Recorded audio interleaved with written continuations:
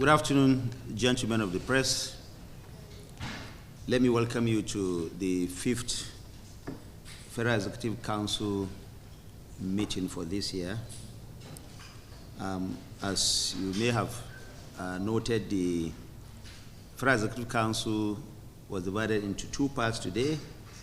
The first part had to do with the swearing in of one commissioner of the Independent National Electoral Commission.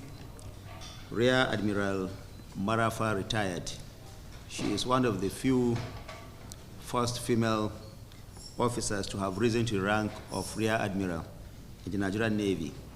Of course, she retired in 2023, and Mr. President today swore her in after clearance by the National Assembly as a commissioner of the Independent National Electoral Commission.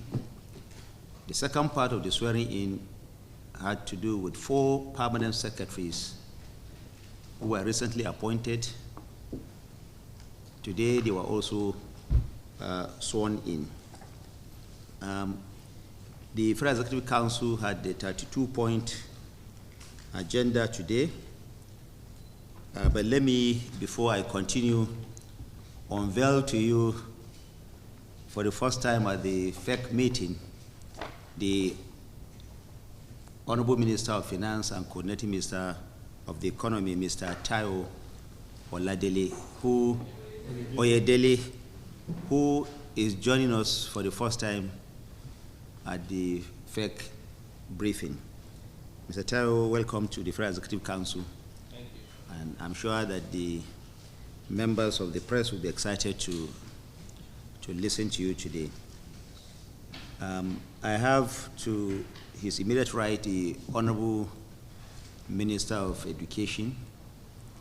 To my extreme left, let me begin by saying that you recall on the 4th of March, we announced here that the federal government has set up a committee for the establishment and operationalization of the Grid Asset Management Company, GAMCO. That committee was chaired by the Chief of Staff, and it had as its members the Attorney General of the Federation and Minister of Justice, the Minister of Works, the Honorable Minister of Finance and Coordinating Minister of the Economy, the Honorable Minister of Petroleum Resources, Honorable Minister of State, Petroleum Resources, Gas. Now, that committee undertook a very comprehensive review of the commercial, investment, and institutional framework underpinning GAMCO.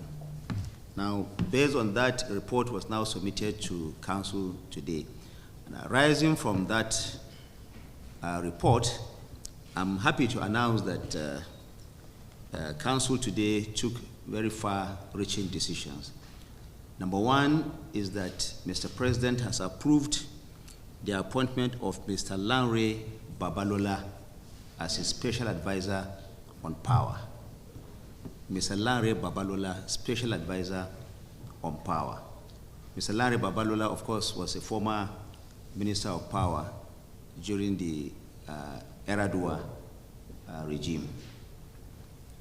The second one is that arising from the report that was submitted to Council today by the Chief of Staff who chaired that committee, Council again has taken another far-reaching decision by constituting a task force on power sector reform.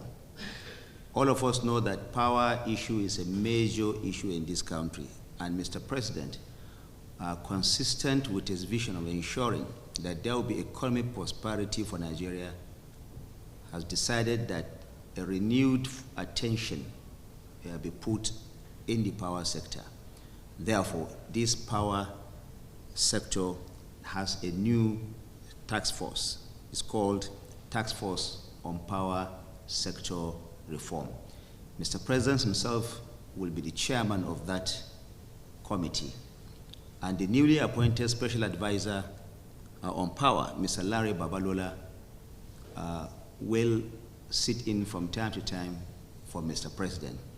There are other members of the committee.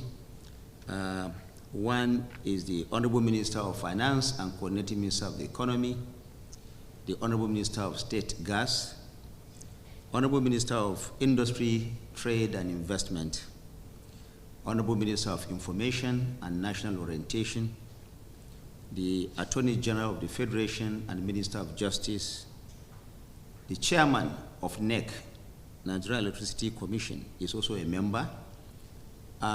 There is also one member representing the GENCO, the Generating Companies of Nigeria, and then another member representing DISCO.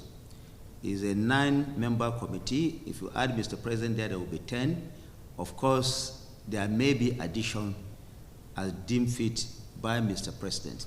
The goal here is to ensure that there's a total overhaul of the power sector, without which real progress cannot be made in terms of industrialization, which will ultimately lead to economic prosperity of Nigeria.